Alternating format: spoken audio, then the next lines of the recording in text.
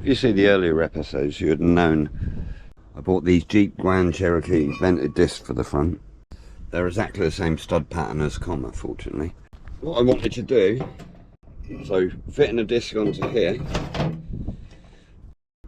unfortunately the hole in the disc is too small to fit over the hub. Now my first thought, machine a bit of this off so this sits down, or machine the disc. So you might remember I took it down to Ted's and I gave him the problem and I said, do what you think's best, Ted. Unfortunately, one of the machinists attacked this side of it, and look, see that big gap? It's gone through. What it did look like was just that little lip on it. It's not much, is it? But where it's gone in, it's cut it away. The ferret gave me these wheel spacers. And what Ted's done, he's opened them up a bit. And these are sit straight into there. And then what I considered do is weld this right the way round. And that put the strength back into this. I'm not really happy doing this. It's sort of compromising it quite badly, but I haven't been able to find a hub without buying like a whole vehicle or travelling to Scotland or somewhere. Right at this moment, this is all I've got. So what I'm going to do for today is clean this up, put it together, put 4 or 5 tacks on it just to make sure it's there, because I want to wheel this about. Then I can make a start on this axle. And the plan is take this axle out, copy it, and then put that axle back in again.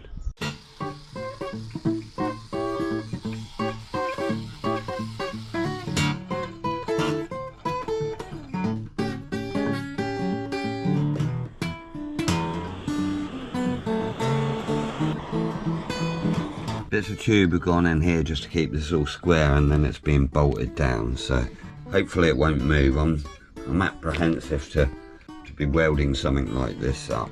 It's not really what I want to be doing, but I want to move it today and it's holding me up, so this is what I've got to do.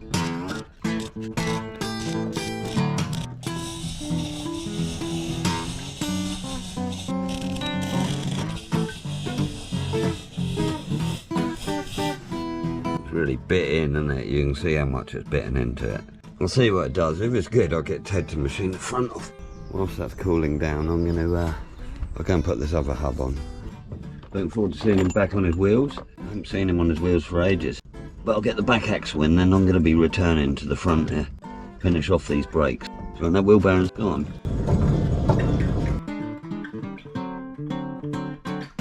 This is the welded one. What do you think it's going to do? Do you think it's going to roll straight? It's ready to take a disc this side now anyway. I'm not getting too het up on these, I just want to move it really. Right, next job is to find the wheel studs. I have no clue where they are, but I can't find the wheel studs, so I'm just using some bolts at the moment just to get me by, but it'll be alright. That looks alright. No weirdness yet. See what happens when we put the weight on it though. Got no blood today, but plenty of holes.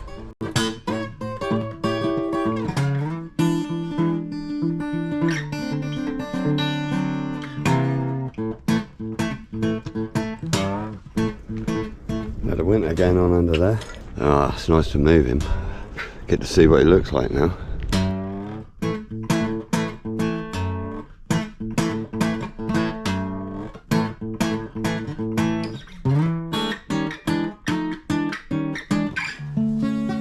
We've got some muscle. Big Vin. Get some muscles, Vin. How did that massive mush come from me? And Sasaroo. You've got a lump of wood under your wheel.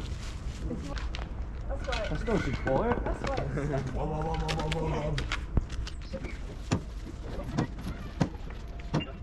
Cheers, Mush. No worries, mate. Thank you, darlings.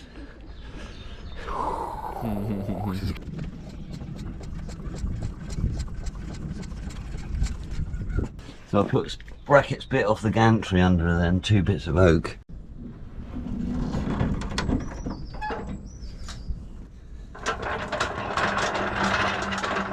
See, the beauty with this is I don't even need to take the springs out because the axle is underneath the springs. So I'm going to whip these wheels off, put a couple of axle stands under it, and then undo all these bolts, pull them out. Super duper.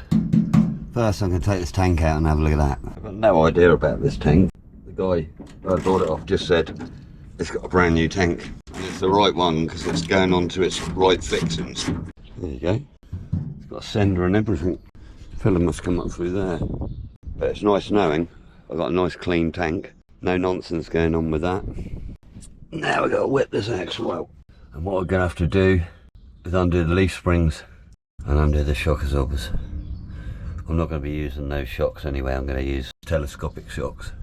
But I've got to try and undo these bolts, I think they're going to be tight. I think I'm going to take the wheels off.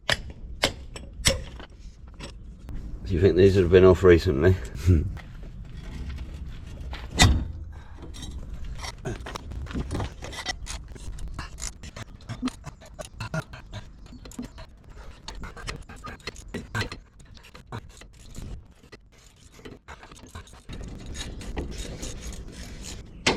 There you go, a little pinch on the top, you see.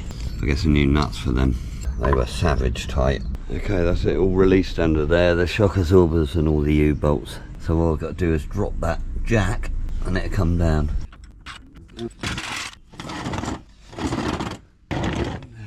You see, these springs were underneath where it was on a car, and on this one the springs are on top. So I'll make something up like that in 4mm. Weld it to the top of there. I don't think I'll bother cutting any of that off. There's room for shock absorber to go straight onto there. Any of you comma people out there need any comma spares, i.e. a back axle. I've got all the brakes for the front as well, which I want to get rid of. And I've got some other engine parts, if anyone's interested. Drop me a line at oakswamprats@gmail.com if you're interested in any comma parts. Right, look, peeling but solid. When they did the tank, they painted it up. Look, bare metal underneath. Look here. Look, bare metal. It's not a bad nick. All the chassis is good. Where the shackles are is all good.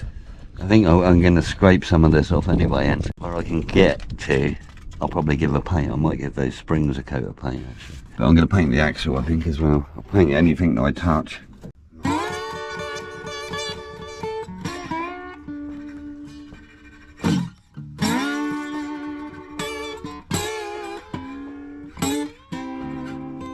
Tuesday, pretty sunny. So I've been having a look around this axle and this axle, and I'm noticing the pinion's sitting at a bit more of an angle on these perches. And when I went underneath yesterday, it made me realise that where I've mounted the gearbox it's way too high really, so it wants to come down a bit. And then I can work out the angle between the pinion and the back of the gearbox, because I've got to get that right now.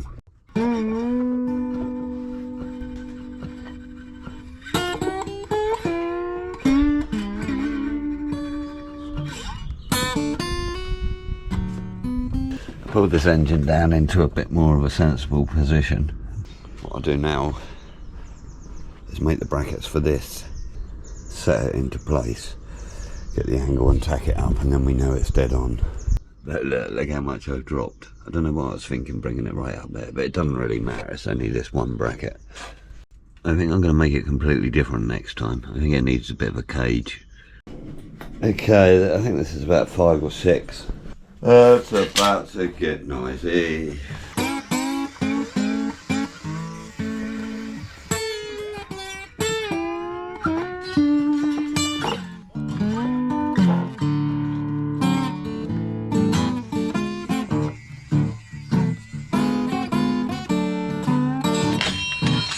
Just that end piece off, 5 holes.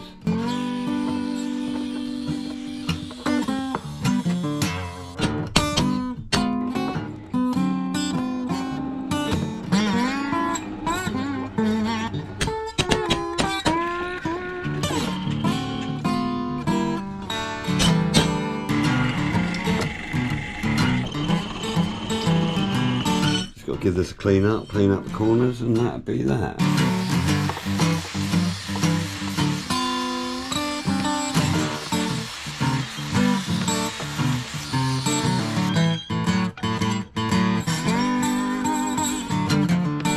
going to tack these onto here, put them onto the leaf springs, get the angle just right. Then I'll take it out and I'll put gussets down to this bottom bracket either side.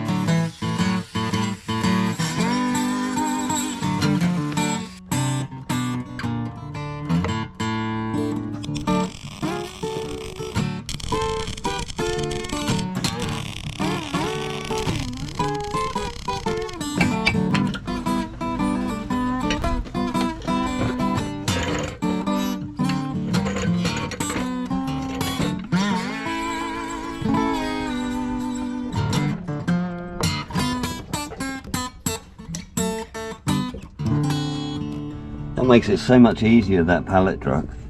I just need to walk this bit over. Oh, there he goes. There's that one. This is the Triumph 2000 prop shaft. We'll chop them off.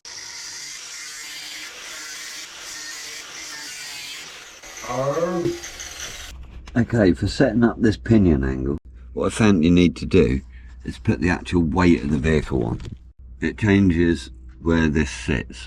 I've just checked the angle on the pinion and it's about 4 degrees up, and I checked it on the back of the gearbox and it's near enough the same. So I think that's somewhere near, but look how much the gearbox has dropped. Right, I want happy, so I brought it right down onto its feet to see exactly if I'm in the right place. This is what a comma's like with no shocks on. A lot of rattling going on. Right, okay, that's about as far as I need to get with this. I need to now find some shock absorbers and then I can take it out and give it its final weld up. I can also start thinking about doing that prop shaft now and working out exactly how that's going to go. Cushy mushy. Wednesday, still sunny. So I'm popping downtown to see a fella called Richard at a company called Asgoods. Now, I've had a lot of dealings with Asgoods over the years. When I was building my hot rod, most of the sheet metal and bits of steel that I bought from there. I hadn't seen them for ages, and then Richard caught up with me on the channel and invited me down. Now, Richard's got a horse box door down there which I'm interested in seeing. He said I could have it, so let's go and see him.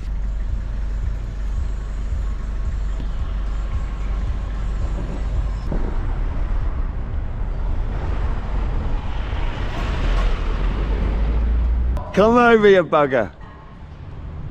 Used to be able to go in there, you're not allowed in that way now. How you doing, dude? I'm good. This is Rich. Hello, everybody. You How alright? you doing, mate?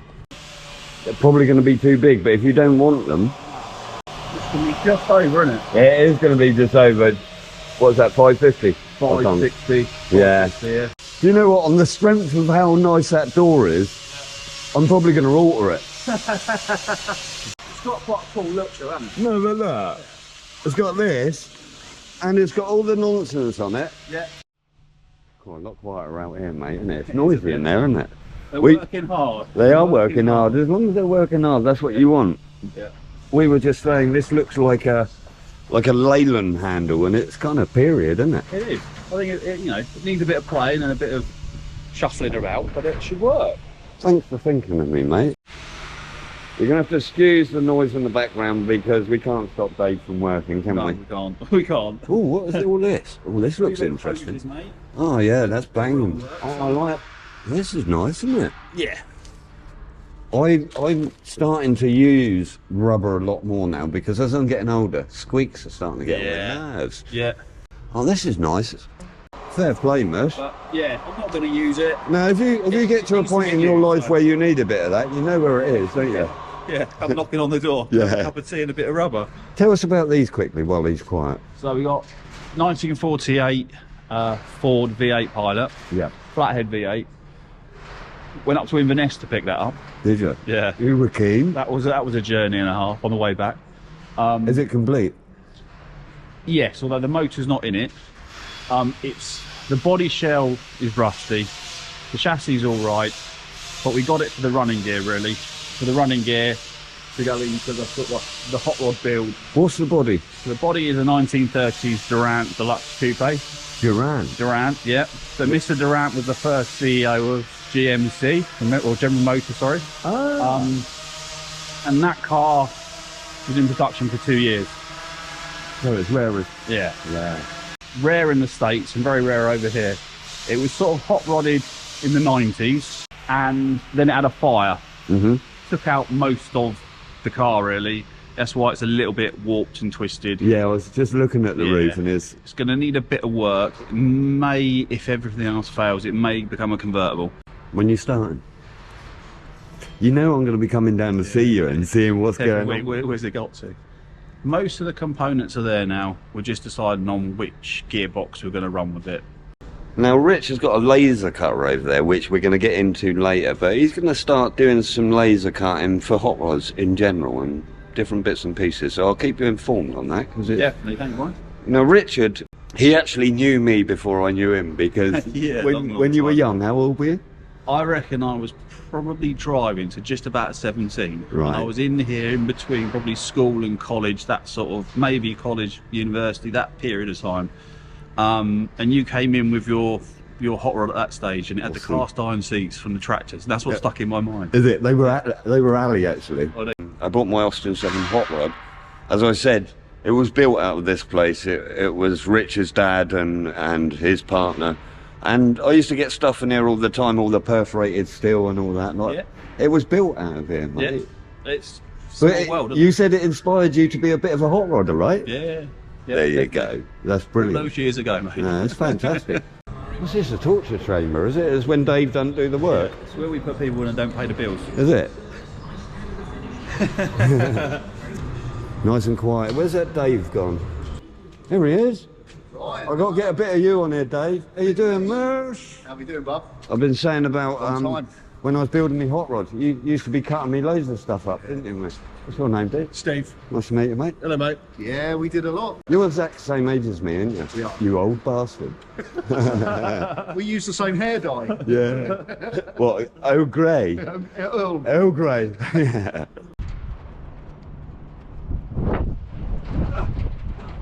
Richard's also given me a couple of bits of alley. Well done, mate. It's all right, no worries. Cheers, bro. Keep you busy. Thanks a lot, Rich. You're welcome, mate. I'll be down to see you soon, bro. Next time we do some laser cutting, eh? Yeah, definitely, mate. See you later. Cheers, brother. Take it easy. There you go. That's cool, isn't it? That door's a little bit wider. There's a good possibility I'm going to go home. And as opposed to altering the door on the frame, I think probably what I'm going to do is alter what's already there. It's only... I did weld it up as well, bollocks. I always say to myself I need tack stuff, and what did I do? Welded it right up. Let's go see. Well, I'm back home, and here's the door. And it's all alley. It's nicely glazed, and it'll be nicely waterproof. And it sits well inside its frame. It's got one of these, which needs oak swamp putting on it. And it's got this nice crinkle alley inside. Now I've got to use it just because of the way it looks. That door and frame needs a 600 opening, and what we've got here is a 500. But if I cut that off, it always happens. As soon as I weld something up for sure, I'm cutting it out. I should have just tacked it, but you know how it goes. So if I move that one over just a little bit, I'll cut it off up there and then just move it over here a bit. And then this one I'll leave up to where the bottom of the door's going to go. Put this one up. Now I'm thinking what I'm going to do is have that bottom of the door so it finishes there. Okay, so I've just took this lock off, and you can see it's 2 bits of alley sandwiched with a bit of insulation. Pretty cool. Fortunately, it falls right on that handle, so I can cut it off.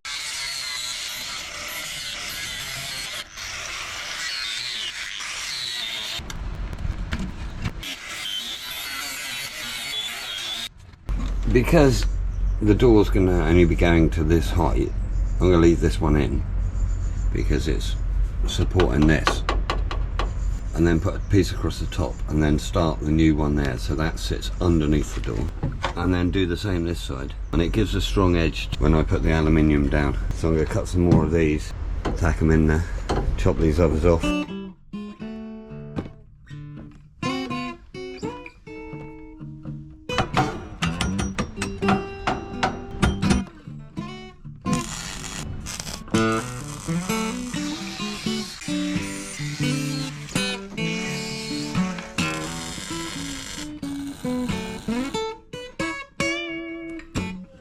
Thursday, glorious. My plan is today is to reposition it, get it really nice and straight, re-weld up the framework, put the door in, and then put alley at the sides. Bit messing around later. It's all nice and straight now.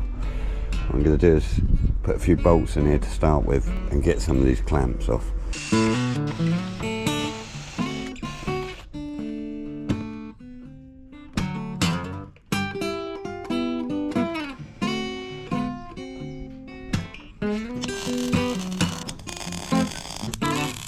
Alright, that's it in the right place now. Beautiful. That's good. Got to whip up the post office to send off a t-shirt, and this one's for John Farrowell. John's helped me out a lot while I've been doing YouTube, so this is a shout out to you, John. Cheers, brother.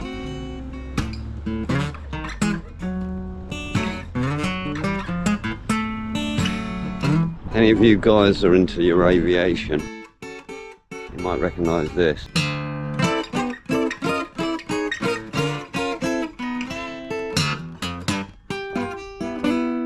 What that is a fallen gnat. I used to use them with the red arrows display team. I made them just down there. During World War II there was a lot of activity around here because we had 2 airports in Japan. Oh, I've got a parcel, and I think that's come from France. From my mate Casper. It's from Casper, yeah. It is from Casper, yeah. I'm excited to see what's in there. If I don't turn left down here, I'll tell you where it takes you.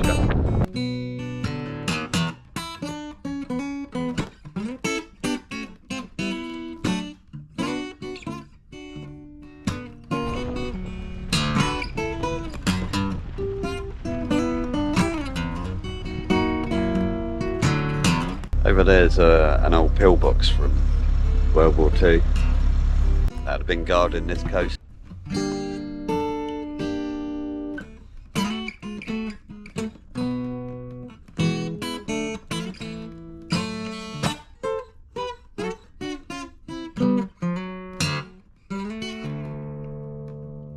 Okay, without further ado, I think I should open this box.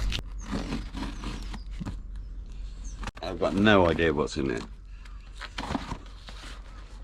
I got to know Casper via YouTube. He was watching my videos and we've become really good friends now. We talk all the time and he said, I've got a parcel for you. Dearest friend, here are some things you might find useful and some decorating stuff. See you soon, the season is starting. Cheers bro, Casper. Oh, look at that. Do you know what? I'm in desperate need of these. Fair play to him. In desperate need because my welding's so atrocious. Oh, you're joking, look. Fair play. Ooh, look at that, that's cool as hell, isn't it? En cas d'accident, pauvre de Audion, électron de France, les pompiers de gendarmerie ou la police.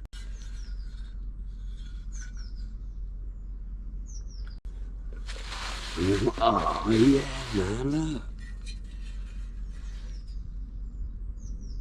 Look at that, how cool is that? I know what these come off. He had a big pylon running through his land which he was tearing apart.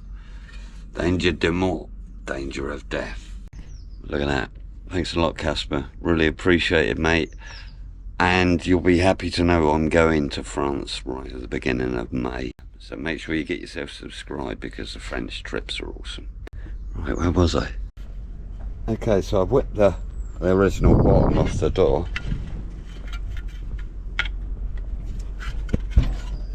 And I'm going to put them onto here, but I'm not going to put these miters in because I'm just never going to get them cut right in situ. So I'm just going to cut these off so they're going up square and then rivet them on there. Right, there's the door fitted. So I've got to make a plate to go onto this. So when the door shuts, it sits on top of it and it'll never come off. So the next thing I'm going to do is cut the alley for the side.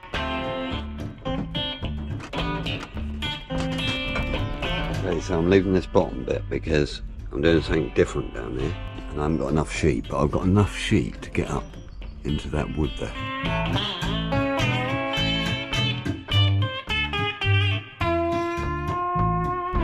A bit of wood on this because I wanna get this straight. I could do with this being sheared off really, but it's that fella.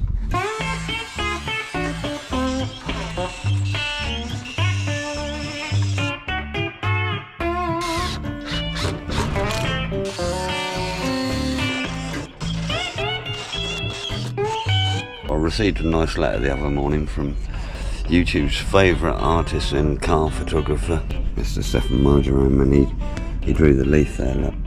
How cool is that? Cheers, Stefan. Stefan is responsible for all of my art. He does my t-shirts, and he's responsible for the frog oil and the Austin Crosley. I urge you to pop over to see Stefan on his channel. Cheers. Friday. It's going to absolutely lag down in a minute, so whatever I do today has got to be done very quickly. But I don't want to make too much noise today because it's bank holiday. I think the neighbours have enough during their normal week, but if it doesn't rain in between, I'm going to put the shrew on the back as a test fit. He's over the woods at the moment, but I've got to clear the garage up before he can come back. But if it's going to be raining, that's exactly what I'm going to be getting on with next week. But this is all in. I'm pleased with this. This all worked out really well. The door is doing its thing. I've got to make something a bit different from here to get this all to be nice and firm. It's going to have the top bit of wood in as well. But what I'm going to do down the bottom there is I'm going to be using some timbers to go across here, because when the car comes up and bumps into this, if it bumps into the alley, it'll make it a dent in.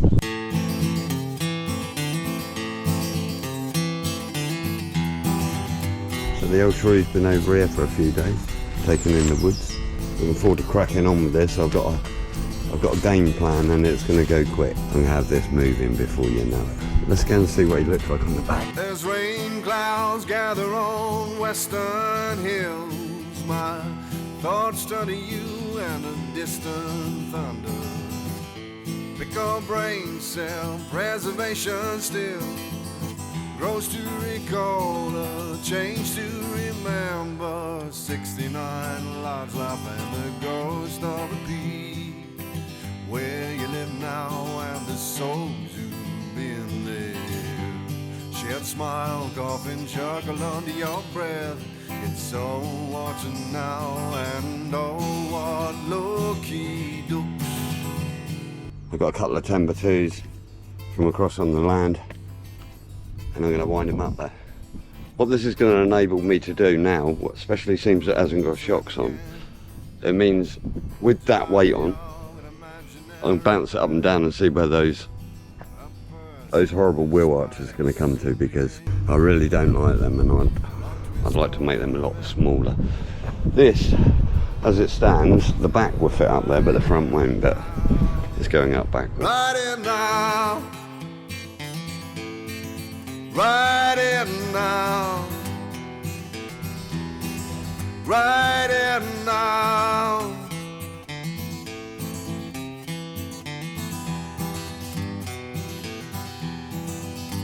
It's so low. The ramps at 3 meters ain't just enough.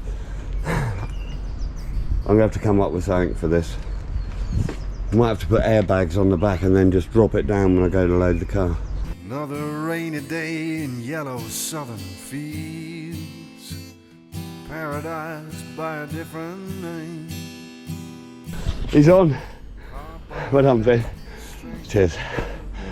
Well, that wasn't easy, was it? Look at him on there. In the rain, in the rain.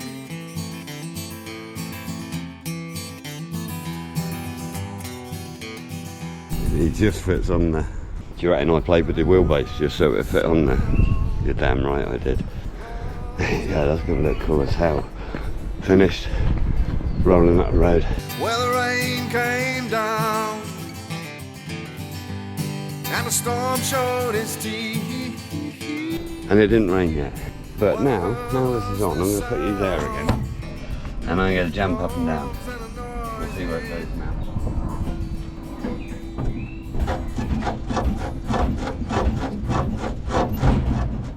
I'll have a look at that later and then get these things cut off. run wood like this across here, something like that. Put a cap on it so the water don't go in. It'll be tight up against there, but you see the wheel width's at there. I'm realising I'm needing a winch, so I'm going to do a clamping winch. Put a couple of holes in here and a winch that just sits down in and you put on to pull it up. Pretty happy with the results this week. It's starting to look good. Now I'm going to have a bit of a clear up out here, and I'm going to be putting the tarps on now. I'm going to leave him on there, to be honest. So this afternoon, once I've got the tarps on, I'm going to come in here and I'm going to start chasing this wiring and see what's usable, what's not. See if I can find out if all the gauges and all that lot are alright. All the switches, lights and what have you. I started on the stickers already. Thanks to the guys who sent me those stickers. Those top ones some guys sent me, and there's a froggy on there. I will be getting some new stickers out soon. I had a bit of issue with the supplier, but I'll be getting back on that. And don't forget to get over to the shop and get yourself a nice t-shirt. Okay, so I've covered up and come inside, and I brought a battery with me. And what I'm going to do is start sussing out what electrics is good and what is not good. See what works and what doesn't. So far we have ignition. I found the cable for the igniter on that. We got a fan. Two winkies. This is the light spread. So what I'm going to do is get this ready today. Get all the wiring sorted so it's on the button here. I'm also going to put the radiator in. I'm going to get the engine so it's running next week. Make an exhaust, and then once that's running, I'll start thinking about a prop shaft and front brakes, roof. Yay. Okay, so that's where I'm going to call it this week. The rain's pouring and I'm confined in here. I really hope you enjoyed the video, and if you did, please leave me a like and a comment. If you want to help me out and support the channel, please go over to my shop and get yourself a lovely Oak Swamp shirt. Massive thanks to Rich this week for making this happen. Thanks to Jim for all the cool tunes, and thank you for watching. I'll catch you dudes next time. Hang loose. Well, the rain came down and the storm showed its teeth. What I heard was the sound of close